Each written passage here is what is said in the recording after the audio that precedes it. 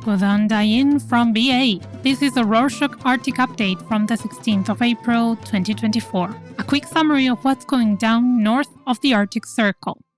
The Arctic, once a symbol of peace, has been increasingly militarized. On Monday the 8th, Canada's government unveiled a defense policy titled Our North, Strong and Free. The policy allocates around $50 billion for military initiatives in Canada's Arctic region over the next 2 decades. However, some indigenous communities like the Satu in the Northwestern Territory are advocating for a share of these funds. In a statement released on Monday, Satu chairman Charles McNeely argued that investments should be directed towards building road networks through their lands, essential for year-round accessibility for both the public and the military.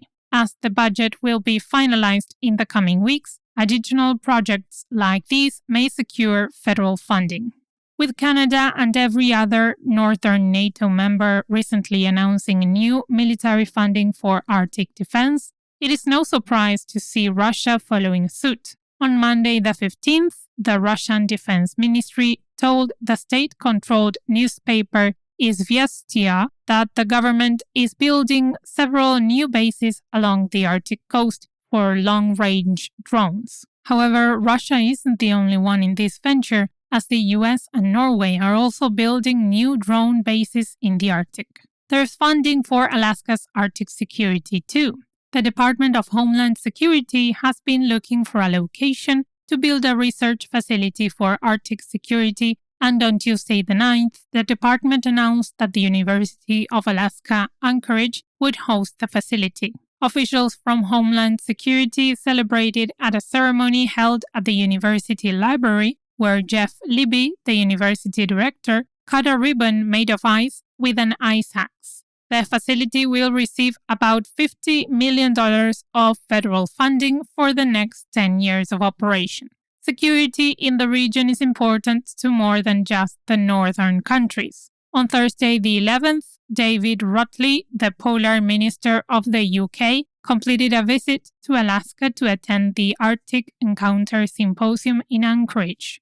Rutley spoke at the event and affirmed the UK's commitment to Arctic security and prosperity. He noted the need to address the challenges of both climate and military threats, while affirming that the UK's vision of the Arctic is a place of high cooperation and low tension. The Arctic's influence extends far beyond military matters, impacting global climate dynamics. The permanently frozen areas called permafrost, covering about 15% of the northern hemisphere, traditionally act as a crucial carbon sink, storing harmful gases. However, a groundbreaking study published in the journal Global Biogeochemical Cycles on Monday the 15th reveals a concerning trend. Researchers from the University of Stockholm found that since 2000, Arctic permafrost has transitioned from carbon storing to carbon releasing regions.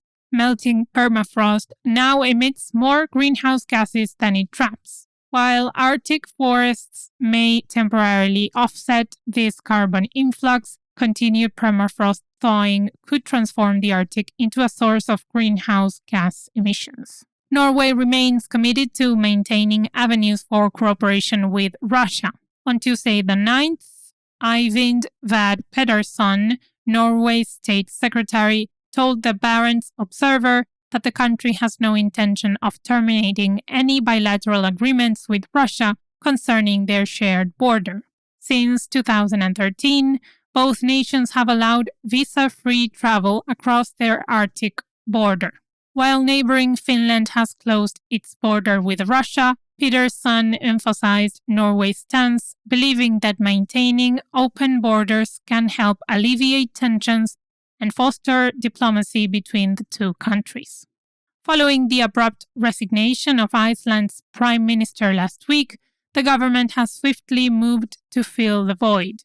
On Tuesday the 9th, the Icelandic government announced that Bjarni Benediktsson, the foreign affairs minister, would assume the role of prime minister.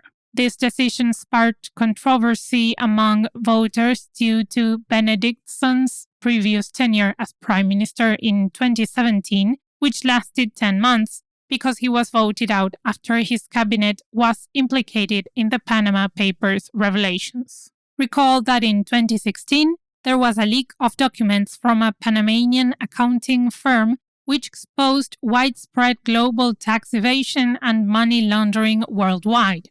The strength of his appointment will be tested immediately because Inga Søland, leader of the opposition party, the People's Party, will introduce a vote of no confidence to Parliament against the ruling coalition on Saturday the 13th.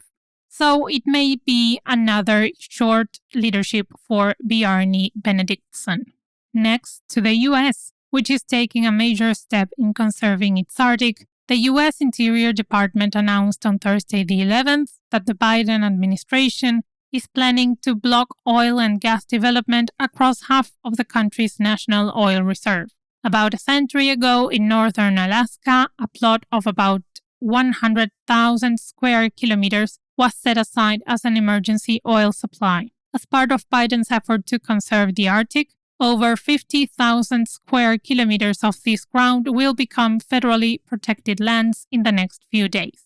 Murkowski, Alaska's senator, opposed this plan on Thursday, saying it would harm America's energy security. However, the Interior Department says the U.S. has a plentiful energy supply and that this won't harm the country but conserve its most vulnerable environment. There's more good news for Alaska's nature. On Thursday the 11th, conservation group, the Wilderness Land Trust, announced it has purchased a 5-acre, about 20,000 square meters, plot of land bordering the Tongass National Park and donated it to the protected area. Even though it is a small area of land, it is home to a crucial salmon breeding ground and an old-growth forest, which are both important to Alaska's health and traditional culture. This conservation group does important work all over the US. If you want to learn more about it, follow the link in the show notes. Because of the shifting towards renewable energy,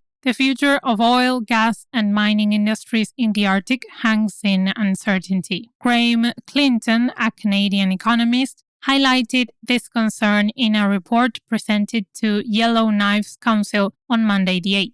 The report focuses on the potential economic fallout from the closure of major mines in the northwestern territory of Canada by 2030. With hundreds of miners facing unemployment, Clinton warns of a possible $100 million loss to the local economy as families relocate for work elsewhere. While Yellowknife's council acknowledges the gravity of the situation, concrete plans to address these challenges are yet to emerge. One industry set to be around for a long time in the Arctic is fishing, but all is not well with Greenland's fishermen.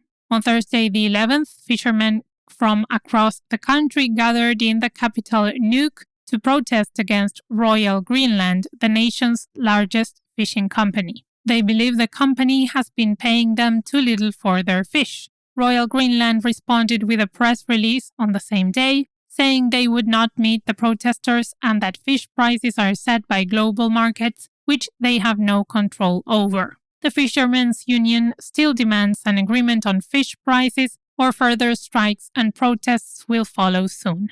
Finally, do you ever wish you had a few more hours in the day? It seems the town of Vadsø in Arctic Norway is considering a unique approach to time management, extending its days by 2 hours. Mayor Wenche Pedersen proposed this idea to the European Commission on Wednesday the 10th, seeking permission to establish a local time zone. Despite potential logistical challenges, Pedersen remains unfazed, stating to Politico that she hasn't thought a lot about how to implement such a unique endeavor. The initiative aims to attract tourists and new residents intrigued by the prospect of experiencing a 26-hour day. And that's it for this week. Thanks for joining us. Do you know that besides the Arctic update, we also do others? Our latest one is the Ocean Update, about the 70% of the world covered in salt water. The other ones are all country updates. We have a selection of countries from Africa, Asia, South America, and Europe. Check rorshok.com/updates to see the full list. Find the link in the show notes as well. Ha det!